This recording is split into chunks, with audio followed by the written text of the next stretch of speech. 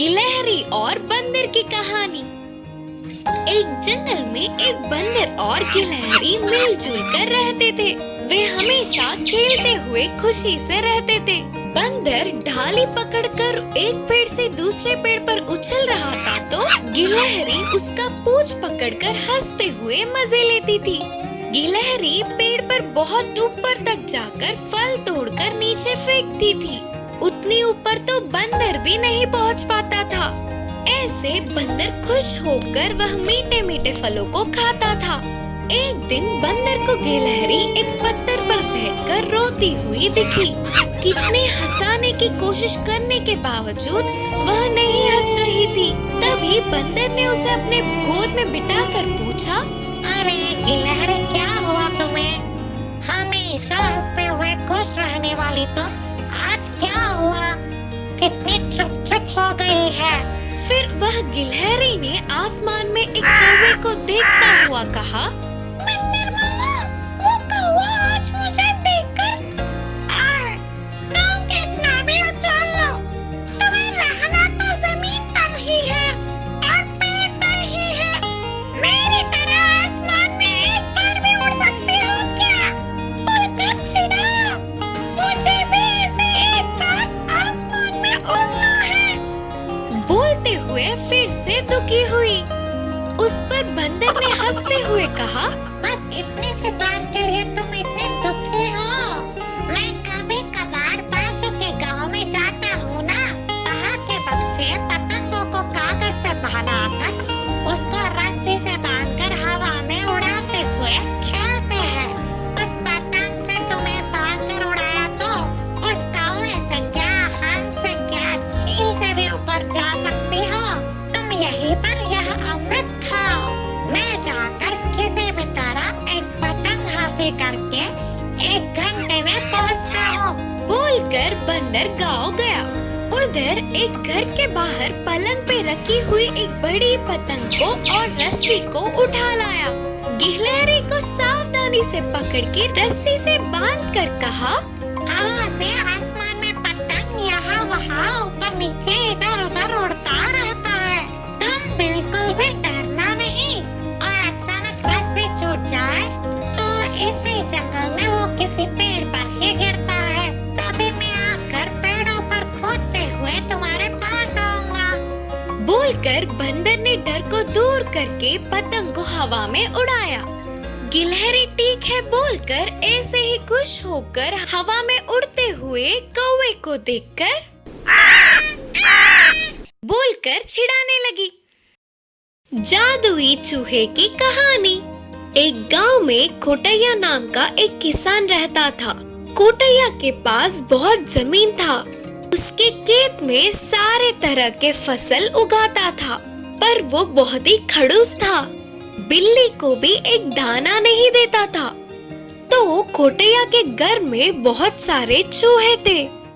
फसल के बस्तों में फंसी चूहों को दवा देकर मार देता था। बहुत सारे चूहों को ऐसे ही मरते देख उनमें से एक चूहा दुखी होकर भगवान जी से प्रार्थना करती है, भगवान जी, मेरे माँ बाप को उस कोटैया ने मार दिया। बस उन्हें ही नहीं, मेरे परिवार में आधे से ज्यादा चूहों को तो उसने मार दिया। और अब बचे हुए हम ऐसे मरने के लिए तैयार नहीं है। हम ऐसे ना मरे करके हमें कोई वरदान दो भगवान जी। ऐसे सच्चे मन से प्रार्थना करने वाली चूहे के सामने भगवान जी तुरंत प्रकट हुए और पूछा, चूहे, तेरी सच्चाई से मैं खुश हुआ। तुझे कौन सा वरदान चाहिए? अपनी इच्छा मांगो। मैं कोई दवाई से ना मरूं, ऐसा कोई वरदान दो भगवान जी। भगवान जी ने कहा, तथास्तु, तुम्हारे पूछे गए वरदान के साथ ही तुम्हें कुछ शक्तियाँ भी दे रहा हूँ। तुम्हें जब भी मारने का प्रयास करने पर एक फसल का बस्ता प्रकट होगा, पर उसे तुम्हारी आज्ञा के बिना कोई भी छू नहीं सकता। ये वरदान भी लो। बोलकर चूहे को वरदान प्रसाद करके भगवान गायब हो गए। वरदान पाने वाला चूहा बहुत खुश हुई। उसमें कुछ शक्तियाँ आती है। तब से वह चूहा जादुई चूहे में बदल जाती है। धन्यवाद भगवान जी, मेरे पूछते ही आप ऐसे प्रकट होकर मुझे वरदान दिए। तुसी बहुत ग्रेट हो जी। नहीं नहीं, आप तो महान हो। ऐसे वरदान दोगे करके मुझे पहले ही पता होता तो हमारे समाज को और बढ़ाते। ठीक है, अब कोई नहीं, वो तो अब भी कर सकते हैं। सबको बचाना है अभी। बोलकर चूहे ने निर्णय लिया। एक दिन कोटैया चूहे को दवाई डालता हुआ बोला, अरे रे, इन चूहों का शोर ज्यादा हो गया। ये नई दवाई डालकर इन्हें मार दूंगा। उन बातों को सुनने वाली जादुई चूहा फसल के बस्तों से बाहर आकर बोली, तेरे चालबाजियां अब नहीं टिकेंगे। बंद करो ये अभी। क्या? थोड़ी सी आवाज आई तो तेजी से भागने वाले हो तुम। सामने आकर मुझे ही उल्टा जवाब दे रही हो। रुको, तेरा काम अभी करता हूँ। बोलते हुए लकड़ी से मारने लगा, पर चूहा उसे नहीं मिली। रुक रे रुक। हाँ, तुम्हारे बोलते ही सुनने के लिए तुम बड़े मेरे मालिक हो क्या? जाओ जाओ। क्या तुझे कितनी घमंड है? मुझे कितनी बातें सुना रहा है। रुक रे रुक, तेरा काम तो अभी करता हूँ। बोलते हुए चूहे को लाठी से एक मारता है। उस चूहे को मार लगते ही वहाँ तुरंत एक फसल का बस्ता प्रकट होता है। उसको देखते ही झटका खाने वाला कोटैया पास गया तो वो बस्ता बाहर के फसल का ही है। कोटैया खुश होकर उसने उसे छूने की कोशिश की, पर उसके हाथ नहीं लगी। ऐसा क्यों हो रहा है करके कोटैया सोच रहा था तो तभी चूहे ने कहा, मैं जादू ही चूहा हूँ। मुझे मारोगे तो ऐसे फसल आते हैं, पर उसे तुम छू भी नहीं सकते। मैं आज्ञा दूं तो ही तुम्हारे पास आएंगे। कोटैया ने कहा, अच्छा, पर ये कैसा हो सकता है? ठीक है, छोड़। इतने दिन मेरे फसल को तुमने खाया ना, अब तुम्हारे जादू से और भी फसल के बस्ते दिलाओ ना। मेरे परिवार में आधे से ज्यादा लोग तुम्हारी वजह से मुझसे दूर हुए। तुम्हें मैं मदद करूं? तुम किसी का मदद नहीं कर सकते। तुम्हें मैं क्यों दूं? बिल्कुल नहीं दूंगा। अरे यार, ऐसा मत बोलो चूहे। मेरे किए गए कामों के लिए मुझे माफ करो। ये फसल के बस्ते को मुझे दे दो ना यार। तुम जो कहोगी मैं वो करूँगा। चूहे ने कहा, ओहो सच्ची? तुम्हारी इच्छा को देखकर लगता है कि कुछ भी करोगे तुम। ठीक है, फिर अब से हमारे ऊपर कोई दवा नहीं डालोगे। तुम्हें आए हुए खेत में से थोड़ा गरीबों को दान करोगे। तब कोटैया मन में सोच रहा था कि इस जादुई चूहे से ज्यादा लाभ लेके बहुत कम लाभ बता दूं तो हो जाएगा। सोचकर खुशी में बोलने लगा, हाँ हाँ ठीक है, तुम जो कहोगी वही करूँगा। तब से कोटैया उस चूहे के मुताबिक ही करता है। असली बात ना जानते हुए चूहे के जादू से आए हुए फसल को अपने खेत में डालने की सपने देखता है और जादुई चूहा उसके परिवार को बढ़ाते हुए खुशी से रहता है। लोमड़ी और चील की दोस्ती।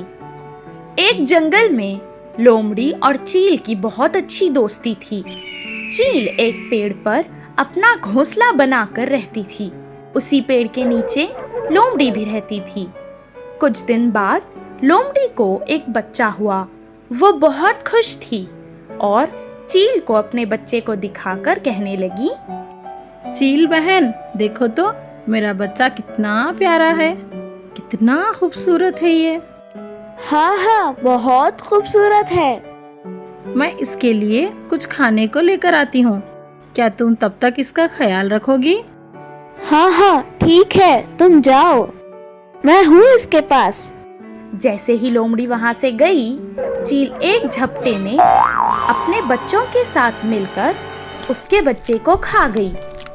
कुछ देर बाद जब लोमड़ी वापस आई तो बच्चे को ना देखकर वो चील से पूछने लगी, बहन, मेरा बच्चा कहाँ है? मैंने आपको इसका ख्याल रखने के लिए कहा था ना। मुझे क्या पता? लोमड़ी को समझ आ गया था कि इसी चील ने उसके बच्चे को खा लिया है, पर वो उसके बारे में कुछ नहीं कर सकती थी और वो चुपचाप रोने लगी। कुछ दिन बाद वहाँ पास ही के कुछ गांव से कुछ लोग एक बकरे को भून रहे थे।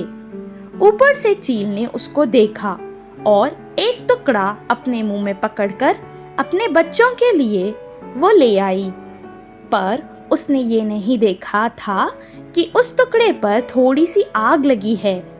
उसका घोंसला सूखे तिनकों का होने के कारण थोड़ी सी ही आग से जल गया। बहुत कोशिश करने पर भी वो कुछ ना कर पाई। बच्चे जो अभी उड़ भी नहीं सकते थे नीचे गिर गए। जैसे ही लोमड़ी ने उनको देखा, उसने तुरंत उनको खा लिया। अपने आंखों के सामने अपने बच्चे को मरता देखकर चील रोने लगी और अफसोस करने लगी। अगर उस दिन मैंने उसके बच्चे को नहीं खाया होता तो आज मेरे बच्चों को भी वो नहीं खाती और वो बच जाते। चूहा और मेंढक। एक जंगल में एक तालाब था। उसके पास ही एक चूहा रहता था और तालाब में एक मेंढक रहता था। उन दोनों की बहुत अच्छी दोस्ती थी। मेंढक जब भी जमीन पर आता तो चूहे से मिलता और उससे बहुत सारी बातें करता। वो दोनों ऐसे ही बात करते करते सुबह से शाम कर देते और बहुत खुश रहते थे।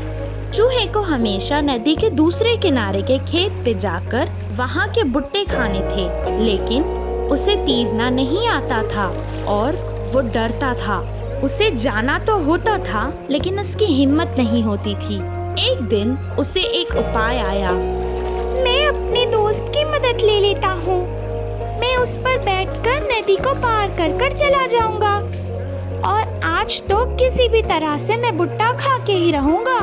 वो तुरंत अपने दोस्त मेंढक से मिलने नदी के पास गया और उसे आवाजें लगाने लगा।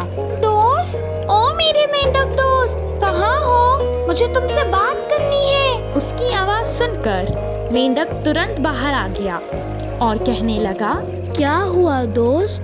क्यों बुला रहे थे? क्या परेशानी है? परेशानी तो कुछ नहीं है, पर तुमसे एक मदद चाहिए थी।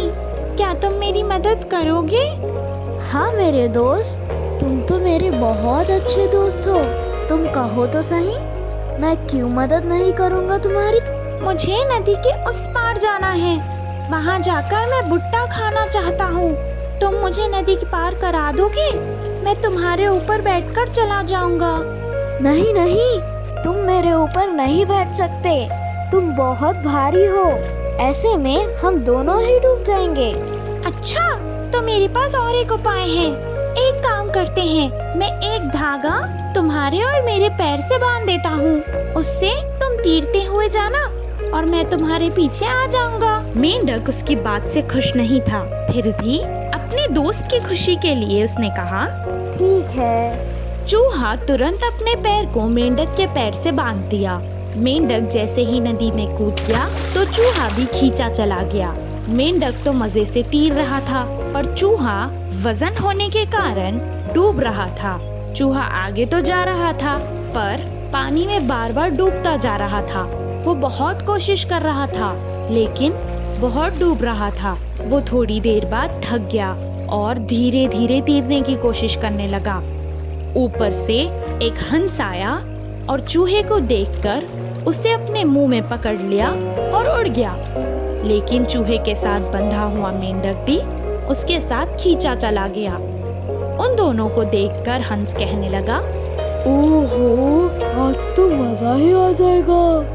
एक शिकार के साथ एक मुफ्त। मेंढक सोचने लगा कि उसकी दोस्ती ही उस पर भारी पड़ गई। इस कहानी से हमें ये शिक्षा मिलती है कि दोस्ती में भी पहले हमें अपना ख्याल रखना चाहिए, बाद में किसी और का।